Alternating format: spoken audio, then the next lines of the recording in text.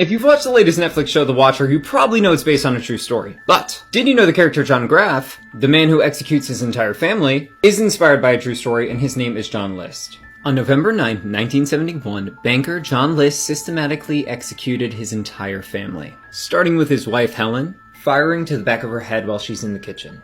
He then makes his way through the 19-room mansion to his mother's third-floor apartment, firing around above her left eye. His mother Alma was too heavy to move, so he leaves her upstairs. List then makes his way back downstairs, where he drags his wife's body into the ballroom. With 2 family members down, he then waits for 16-year-old Patricia to return home from school, executing her with a shot to the back of the head.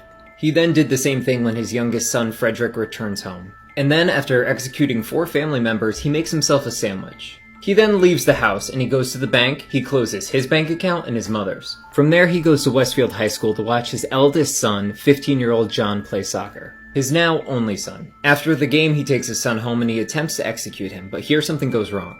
His son realizes something's happening and tries to defend himself, which means instead of 1 clean shot, John Jr. is shot 10 times. John then takes the bodies of his wife and children and then puts them on top of sleeping bags in the ballroom. He then writes a 5-page letter to his pastor, where he provides details on the funeral arrangements for his family, as well as what to do with the contents of the mansion.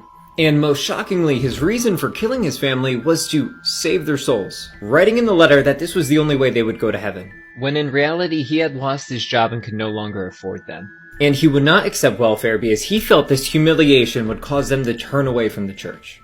And in the letter he offers no remorse, since to him he did his family a favor. Now that the bodies are in the ballroom, he attempts to clean the house and cut his face out of every family photo he can find. He then tunes the radio to a religious station, and he turns on all the lights before leaving. John then leaves the home forever.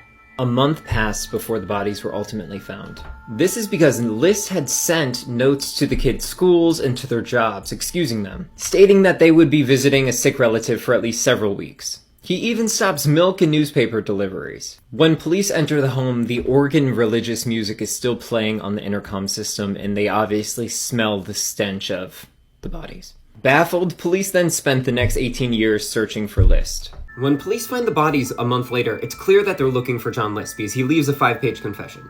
But at this point, he has had a month head start. And mind you, before leaving, John destroyed every single photo of himself, making it very difficult for police to put together a wanted poster, and that they couldn't put his face on TV. Hence why he was not found for 18 years. But what we know now, once John left home, he parked his car at JFK Airport, which is in New York. He never takes a flight, but he wants to make it look like that so he confuses police. Once he leaves his car at the airport, he takes a train from New Jersey to Michigan. He then goes to Colorado, settling in Denver in 1972, where he creates a new identity and goes by Robert Peter Clark, stealing the name of an old college classmate. He gets a job as an accountant, and then he joins a Lutheran congregation. Through a church event, he meets Dolores Miller, and he marries her in 1985. Together, they move to Virginia. He has an entire new life, and he seems like a stand-up guy. But then it hits the fan when his face appears on America's Most Wanted in 1989. In the episode, they share the horrific things that he had done, all in his previous life. And this is thanks to forensic artist Frank Bender. Frank created a physical bust of List. Now, Frank had very few images to work with, but he also had the challenge of imagining what List would look like after all these years and he's aged. So based off information of John List's lifestyle, he had to make a lot of guesses, which were extremely accurate. When you compare the bust to John List's mugshot, you have to admit, very impressive. So when America's Most Wanted shares this, it goes out to an estimated 22 million people. And then the tips start rolling in.